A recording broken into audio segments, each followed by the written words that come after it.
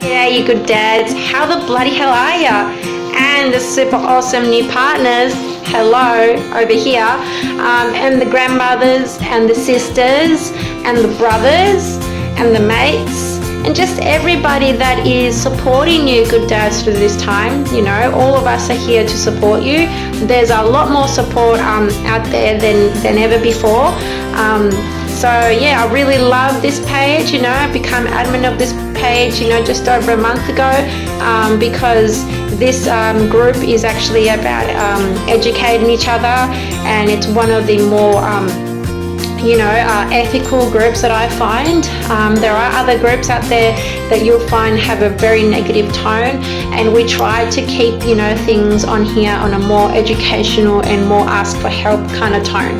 Okay, I'm never going to tire of telling you that dads today in 2022 and since 3 years back, things have gone really well for you. For most part, okay, dads are getting 50% custody left, right and center, yeah, and even full custody. So it can be done, you know. Don't let a past, you know, get that in the way. Don't let, you know, the negative stories or the horror stories that you see posted on here get in the way. Don't let that scare you, okay? You can still do it, and it really is thanks to pages like this where people ask for help and somebody's kind enough to give their time to let you know how they did it or what you should do, what you shouldn't do. My job is to, my job has always been for years now to get to the bottom of why people lost so much and how they gained, you know, the 50% custody or full custody. And it's a lot more complicated, okay, and there's a lot more to it than a paragraph posted on social media. So whenever you read something on social media from other dads or from other people, okay, always take it with a grain of salt. Okay, there is much more to the story than what they're posting. Okay, so you always have to make your better judgment. Okay, you always have to think with your head, not your heart, but your head. Okay, and ask and keep asking for help. Okay, keep pestering people for help, and just get in there and give it a good go. Okay, we're here to, you know, let you know how it's done. And yeah, just so you know, as posted in this video, the written part of my, you know, my disclaimer, so please read that. Okay, and today's topic that has been waiting for a while, people have been waiting for this one, is lawyers versus self-representing. Okay, anybody that's known me for a minute knows that I am pro self-represent. Okay, why? I'll get to it in a minute about why that is. In my videos, you know, I over-communicate, which I am very happy about. I love being an over-communicator. That's who I am, you know. I would rather over-communicate so that you don't get confused about what I'm saying, okay, or so that you don't assume something that, you know, so you don't make assumptions, so you know exactly what I'm trying to say here, okay? Okay, now that we've got that out of the way, obviously in my videos I do try to stay on topic, and sometimes that doesn't happen because, you know, something will come up in my head and I think, you know what, this needs to be said. And if you're watching this video, you know, something in your mind or in your heart, you know, or spiritually, you know, is what I'm a very big believer in, you know, I'm very spiritual myself, is that you were meant to watch this video. So, you know, get your pens ready and your papers ready and take note, okay? First thing, I got my little things written here to keep me on track. Lawyers versus self-representing. Let's start with the pros and cons, okay? Let's try to keep it simple here. I'll try. Pros, let's see how we got here. Good writing skills. Okay, pros about lawyers.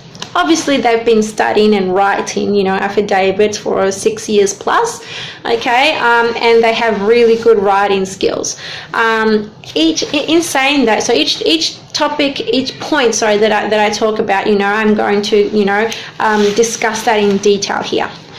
Good writing skills. A lawyer has really good writing skills, but in saying that, each law firm, okay, that a lawyer works for, even lawyers that work for themselves, right, has their own style, of writing affidavits. Okay, of course, they still have to use, even when they say annexed here, when you got to annex, when you got to add a piece of evidence onto your affidavit, some law firms go annex here onto as, or some other law firms say annex here, or they just change a few wordings. Okay, but they still are very good at writing things that are more factual, okay, and that are less emotional, because obviously they don't have an emotional connection with you. Okay, you don't want them to have an emotional connection with you. You want to try to keep things professional with a lawyer. Okay, in saying that, you can have really good writing skills too.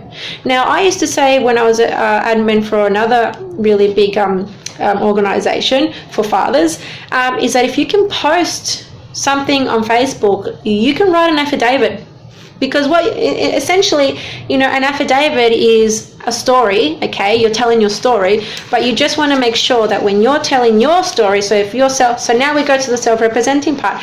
So good thing about lawyers is that they got good writing skills. The best thing that I always say is to get a lawyer at first, or get legal aid funding for the first few months, and then try to do it yourself and just look at the way they write, okay, so that you can learn from that and start doing it yourself. In self-representing, if you don't feel comfortable as writing well, it's fine. Okay, it's fine. Get somebody who's not as emotionally attached, or maybe a good friend that's always been straight up with you over here, or a sister, yours truly over here, okay, that will be straight up with you and say, yeah, that's too emotional, yeah, don't add that, that's going to sound too much, blah blah blah.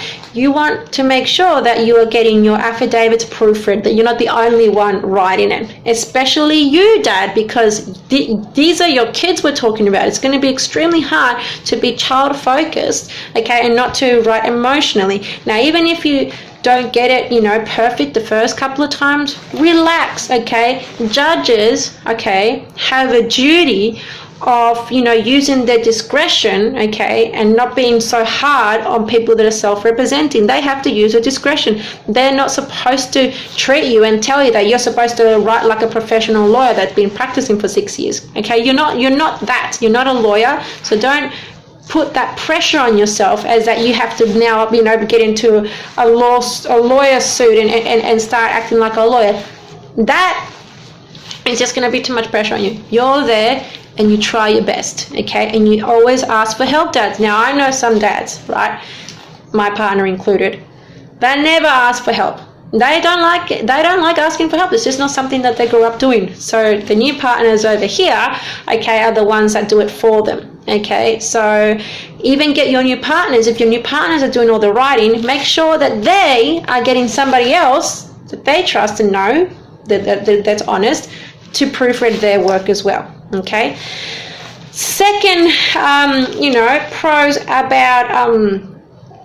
about lawyers, someone who can deal with all the letters from the other side. Okay, so sometimes other lawyers say this, mate, you need a lawyer so that can deal with all the letters that come from the other side. The other side is always going to write letters without prejudice, and when they write without prejudice, they're going to pretty much be trying to extort things from you. There's no other word for it, really. So they'll say, we want this if you give this. So they're pretty much a lot of threats happening in the without prejudice, because they can't put it in court, and they can pretty much say whatever they want in there. And some law firms out there and some lawyers out there, especially the ones that work for women or women in the domestic violence sector, they can be really intense, really intimidating, and really just like bullies. Okay, so having a lawyer to where they can send those letters to the lawyer first, and let the lawyer receive those letters first, but then again, you're still going to receive those letters. So I really don't see why you should pay a lawyer to receive the letters first and take time reading those letters, and then charging you to read those letters, and then charging you for the time that they tell you about those letters, when you're going to receive that stressful letter anyway. So you make your better judgment, right? The other one is trying to write less emotion. Yeah, we've done that. So shows your contribute to the legal community. Okay, shows that you can contributing to the legal community. So, like I said, it's a good idea to have a lawyer at first. Okay, you know, and maybe you can, you know, apply for legal aid, and you might get a few $1,000s for legal aid. Having a lawyer also shows the judge and the independent children lawyer or the report writer or anybody that's connected to the family courts that, you know, that you're going to be meeting and get soon, or that you're going to be dealing with soon. Paying a lawyer, having a lawyer first, shows that you're contributing to the legal community, right? You're contributing to the money-making machine. You know, that's some people see that as a pro. I'm saying what the pros and the cons here. So, you know, then if you decide, you know, I can't afford anymore, or actually I don't want a lawyer anymore, at least you can say, you know what I mean, at least you can show that you have done your bit. All right. Can prevent from overstepping boundaries. Now this is a really good one. This is one that I think that is really important, and that a lawyer is really good to have. Okay, not long ago, a few weeks ago, I posted on the page, on the group page, about how to lose. This is how you lose a case, and it was a case that I got from Austli, so AUSTLII. So that's the Australian, you know, legal page where all the sections and all the acts and all the cases come from. Okay, that is not like a Google engine search. Okay, it took me a few years to really understand how to search things there. It's made for law students, so it really is, you do have to really do a lot of research in there to find what you want to find. It's not like Google where you type something in and something comes up that's related to that. It's actually a little bit more than that. But anyway, going off on a tangent there, I just thought you should know that. Anyway, so they overstepping the boundaries, right? I put a case in there of how a dad who was self-representing, right, who had access to the emails, you know, of the report writer's emails, the independent children lawyer email, and the judge's emails, right, because you're self-represented, and that dad ended up losing the plot. Okay, losing control, and ended up emailing some pretty threatening emails to the ICL and other people connected to the court case, and that is a big no-no, because and I posted on the page that dad might have been the nicest dad and the nicest person you've ever met, but because they're put under so much stress, because you're put under so much stress, this an unbelievable type of stress that maybe a lot of you have never been through something so bad. Maybe some of you have been through worse stuff since you're a childhood. Maybe this is just a piece of cake. Who knows? But you know, it's still very stressful no matter what. And so, you know, they are going to try to intimidate you, and then all of a sudden you're in court and they try to intimidate you, and then obviously that's their job, you know, and then you decide that because you're self-representing to send them an email saying, you know, how dare you intimidate me or my partner that was there, I'm going to, you know, go to the legal profession board, this and that, and you've overstepped the boundaries, and now that's making you look like a crazy person, and now they're going to say, well, if you're this crazy towards us, then how are we supposed to allow you to see your children?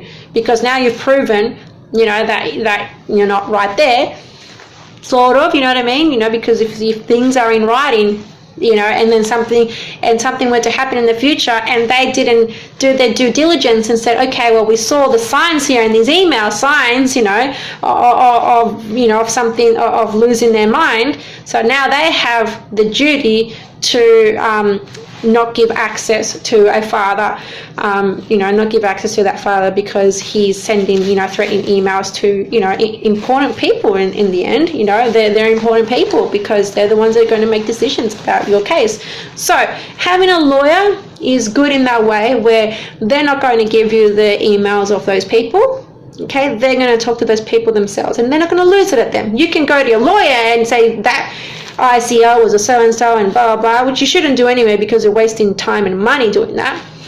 But at least that lawyer will be like, okay, yeah, no worries. But they're not going to go and act that way towards their, you know, towards their buddies or towards their colleagues. Okay, let's see.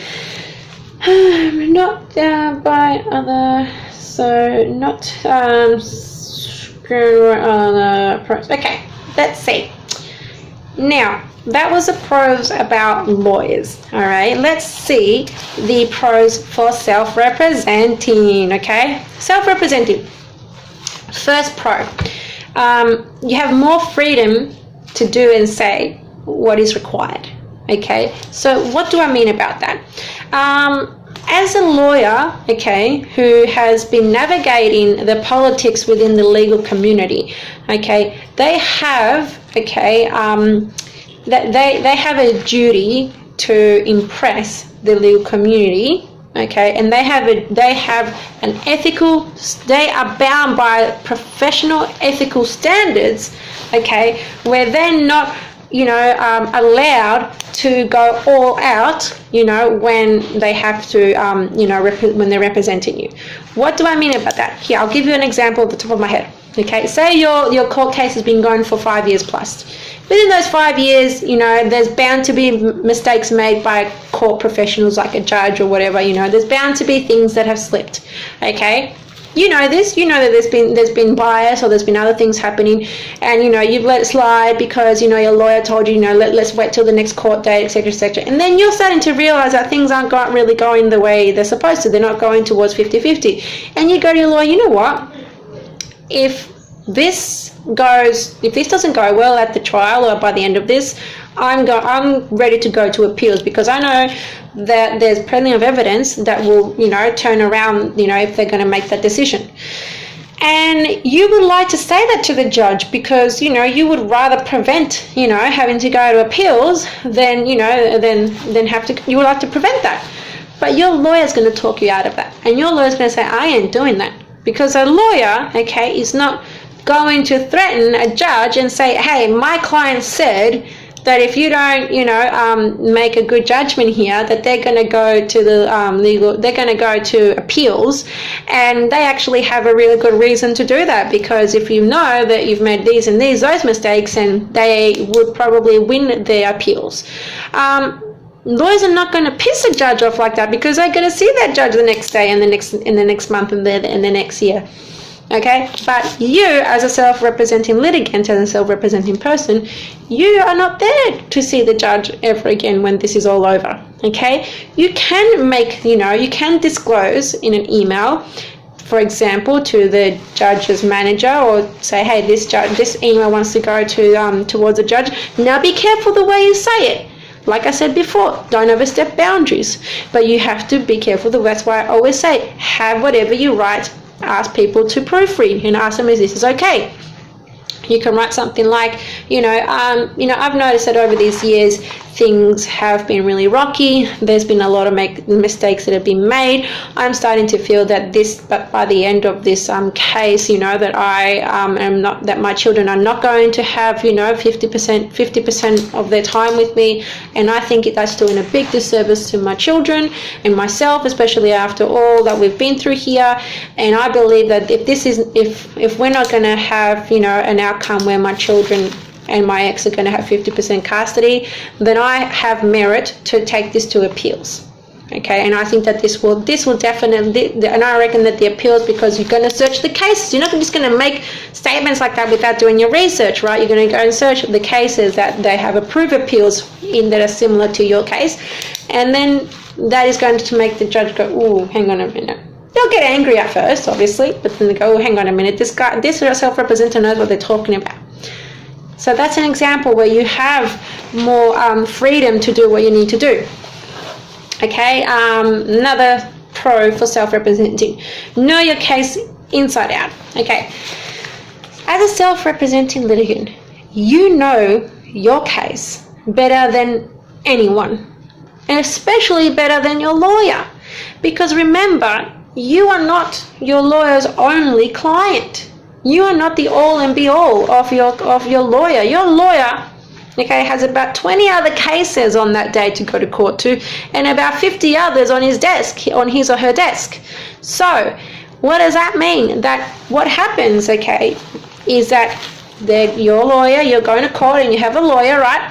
and her lawyer is saying, oh, they're saying some accusations or some allegations, and you're thinking, because you know your case and you've read affidavits and you've read her affidavits, and it's kind of hard not to think about it all the time, right, because it's your case, and you're going, oh, hang on a minute. What they're saying right now is BS, and I know, and I can prove that because it's on the affidavit. And you're looking at your lawyer and you're going, surely my lawyer would know that, and you're trying to nudge your lawyer and say, hey, that's BS, and your lawyer's going, don't freaking nudge me, I'm trying to, do my job here.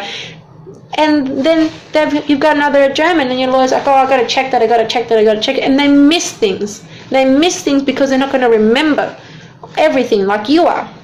But if you're self-representing and her lawyers say, no, for example, of a dad that self-represented ended up with full custody, her lawyers were saying, when they traveled to Tasmania or I think Perth or wherever, she was scared of her life, and she couldn't leave because he had abducted her and the kids. And then he stands up and goes, objection, on the affidavit that she has written and that you have signed, okay, it says on page 4, paragraph 6, it says that we travelled to Perth and that you had gone out and paid for petrol, that we stayed in a hotel, and that you had gone out for dinner by yourself, and that because you needed time by yourself, if you were scared for your life and be abducted while you were out by yourself having dinner, that you wanted to go and have have a breather. Why didn't you escape and call the alarm? Okay. See, so one lie, everything is a lie. So that dad was able to that wasn't the only reason why the dad got full custody of his children, but the fact that he self-represented and he was able to pinpoint and pick everything that was a lie, and that he knew his case inside out, he was able to get the full custody and get the recovery order, and he's a happily single dad now, so that's one of the pros of self-representing. Okay. No other agenda as self-representing. Okay, so yeah, that's right. You don't have an agenda, but that you want to be a present dad in your children's lives. A lawyer, has an agenda. Okay, remember, your lawyer's job. Okay, your lawyer's main goal is to make as much money out of you as possible. That's their job. Their job is not to win the case for you. When did we think that? Why would we think that would be it? Whether they win or lose, it means nothing. Okay, it means nothing. Get this right. Some dads would come up to me and say, oh, I've got the best lawyer, everybody, we walked into the room, into the court building, and all the other lawyers stopped and looked at my lawyer, and they were all like, oh, and I just felt so good, because all the lawyers knew my lawyer, and they were all like in awe. And I was like, do you know why that is? And like, oh, because, they must win every case. I'm like, no, check, they don't win every case. All the other lawyers think that that's the best lawyer because that's the most unscrupulous lawyer, and that's the best lawyer because that's the best lawyer at getting money out of people. And the dad's like, oh, and all of a sudden you see the whole change in this dad's face, and everything's just flipped. No, that lawyer is not the best lawyer because they win every case. That lawyer is the best lawyer because that's the best lawyer that knows how to get as much money and how to build a big firm and how to have 3 freaking houses and boats and everything from broken families. So the best lawyer does not mean that is the one that always wins. The best lawyer is the one that knows how to get heaps of money out of every case. Your lawyer, that's your lawyer's agenda. Now, if there's a property involved, whether you've already done the financial settlement, whether she's got a property and you've got your own property, and you think, oh yeah, that's okay, it's fine, my lawyer's not going to care. Oh yeah, they care. A property means a secure payment to them. And a lot of dads won't tell you, won't say on Facebook, on social media, because it's extremely hard, for anybody to admit that they got taken for a ride by their own lawyers. Okay, because Their own lawyers are like, oh yeah, you got a house in a nice suburb, yeah, no worries, and she's got her own house in oh yeah, no worries, I'll represent you for sure. And then they're doing all the work for you, and there's all this work and all these emails, and they're emailing each other, and there's all this like drama happening, and you haven't even gone to court yet. And you ask your lawyer, how much money have we racked up now in the bill? Oh no, don't worry, you can pay me at the end. Stop. How much money have you, is the bill worth now? Oh, we're up to about $30,000. $30,000 in 5 months, and we haven't even gotten to court yet. We haven't even had made an application in court, because your lawyers and her lawyers have gone, hey, there's properties in here. Let's see how much money we can, get out of these two, because they hate each other, and we can, blow this up as much. We can put more charcoal and more wood into this fire, right? And in exchange, this is going to rack up our bills. Be careful with that. Be careful with that. You're a decent lawyer, okay? You're a good lawyer, a good family law lawyer, decent lawyer, okay, wants to make sure that your bills are kept to a minimum, and that the fighting is kept to a minimum, and that your affidavits are candid, and that it's child focused, okay? If a lawyer's not being like that, you got to be careful, okay? You got to be careful, because remember, a home means secure payment to them. By the end of the case, okay, and you still haven't paid them, you bet your ass, that they're going to take your home. They're going to sell your home from you. Happens all the time. Happens every day in family court. Every day, and it's extremely heart-wrenching. And that is sometimes one of the reasons why dads get really depressed and do stupid things, because they didn't realize, throughout the whole thing until the end, how oblivious and naive they were to the whole situation. Okay, so you got, this is why you're watching this video, so that you, okay, can go up to your lawyer and say, hey, listen, you're not taking my house as payment, okay? So if I owe you any money right now, I want to know, I would rather pay you out front, and then I would like to keep these costs at a minimum, or I'm just going to self-represent, mate, because you're not taking my house as a payment. That's if you want to keep your house. Some people don't want to keep the house. Some people don't care. They go, yeah, I don't care. The house can go, shouldn't be thinking that way, but plenty of dads are that are like that. They think that way. But anyway. Okay, another pro, show effort into blah, blah, free. Okay, obviously, is free, self-representing is free, doesn't cost you much money. Some applications might cost you, $50, $60, $100, whatever, and appeals might cost you $400, a lot less than a few $1,000s, hey, so, or tens of thousands of dollars, so it's free. Now I'm going to talk about the cons, okay, about self-representing. We'll stick to self-representing. Cons. Obviously overstepping boundaries. I already said that, that you can end up overstepping boundaries, and that can damage your case. Okay. Often, as a self-representing litigant, the other court professionals like her lawyers or the independent children lawyer, and even the judge, can be quite intimidating. They can be quite intimidating, and on purpose, and if they're trying to be extra intimidating towards you, especially her lawyers, now that they're scared of you. Now that they're intimidated, because they know you have a lot more freedom, a lot more power than they do. And that also they don't want to lose against you, because that's not going to look very good for them in their circle, that they lost against a self-represented litigant, so they'll try extra hard just to be intimidating. So as a con, you have to be mentally strong to do this, to self-represent, but you have to keep focused that you're doing this for your kids, and you have to tell yourself and remind yourself that you've gone through something worse. You've went through a really bad breakup, and you have to put up with a narcissistic ex. This should be, this should be easier. Another con about self-representing is that it takes a lot of time. It does take time and effort to do it. some dads, okay, that have self-represented, or that ended up self-representing halfway through the case, didn't prepare, didn't even bother to look up the Family Law Act 1975, didn't practice what they're going to say to a judge with a friend or a family member, but just rocked up to the trial without any preparation and went really badly, and it went really badly for them. And then they go, oh, don't self-represent, it's bad.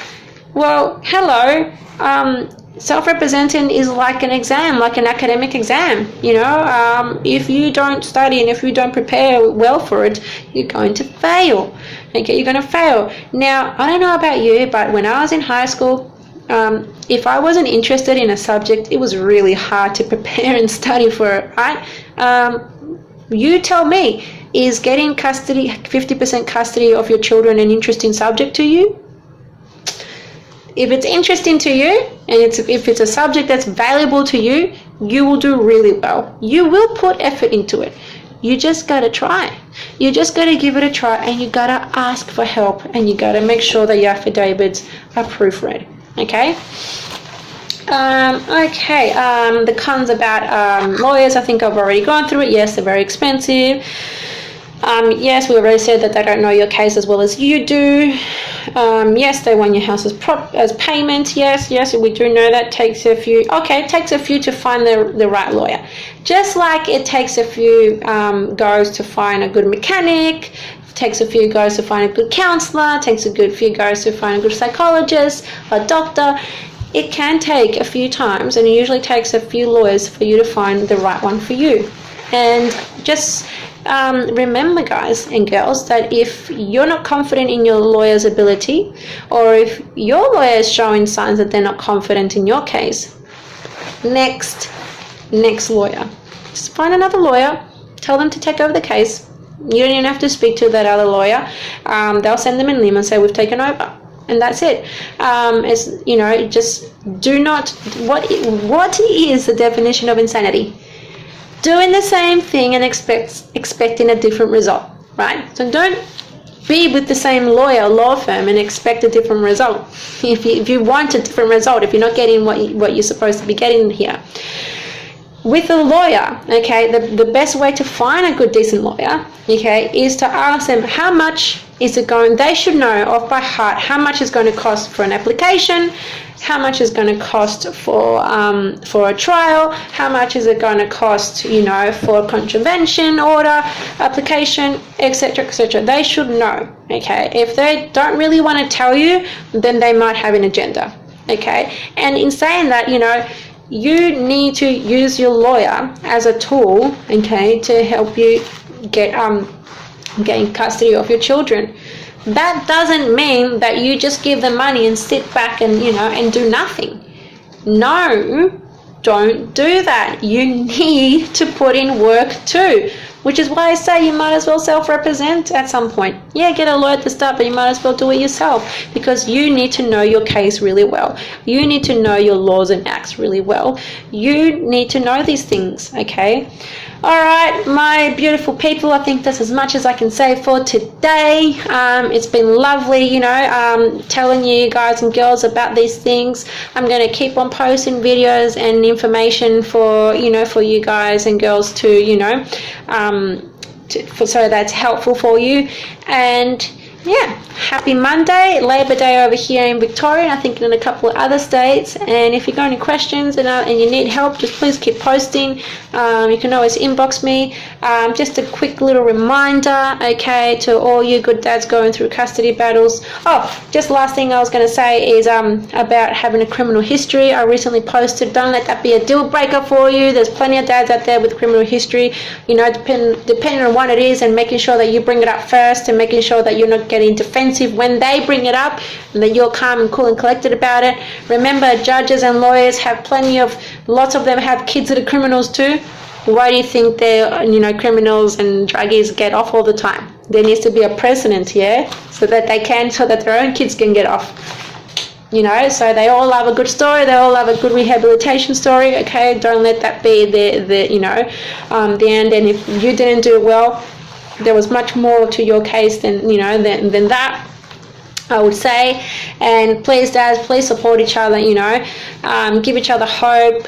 You've seen a lot of dads on here, you know, posting that they got 50% custody.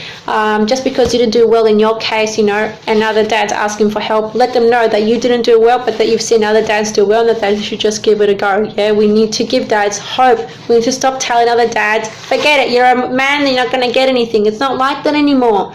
It's not like that anymore. But you gotta know how to do it. You gotta ask for help. Last thing, and I always remind you guys and girls, in a family court battle, okay, the most important thing, get this, is what's written on your affidavit. Okay, these things are equally as important, actually. What's on your affidavit needs to be really candid, needs to be really child focused, and needs to be proofread by others, okay, and needs to be short. Can't be very long. If it's really long, if you're a really long written affidavit, you're doing it wrong, okay. They're also, you dads and anybody supporting you, that's important. The other thing that's important is how you act and behave, okay, in front of the courts, okay, what you say on social media. So please change your name and your profile pic on your social media, please, okay, have an alias on there. How you speak to the report writer, how you speak to the contact center, you know, to a supervision contact center, how you speak to the police, how you speak to the child protection, how you speak to all of those people that are connected. You are under extreme scrutiny, okay? If anybody's trying to push your buttons, remember, they're trying to push your buttons. Don't fall for the trap. Stay calm, stay cool and collected, and take care of your mental health. Find an outlet to help you deal with the stress, okay? Don't keep taking on the stress and filling up your cup, you know, and think that it's all going to be okay. You need to empty that cup by finding an outlet, okay? And not just your friends. You might need to see a professional, okay? If you're constantly thinking about what your ex might do to you or what's going to happen next, or you're constantly stressed and constantly going down the rabbit hole, find a professional, find meditation groups, find some kickboxing or whatever to help you release a lot of that stress, okay? All right, you beautiful people, lovely to see you and speak to you soon.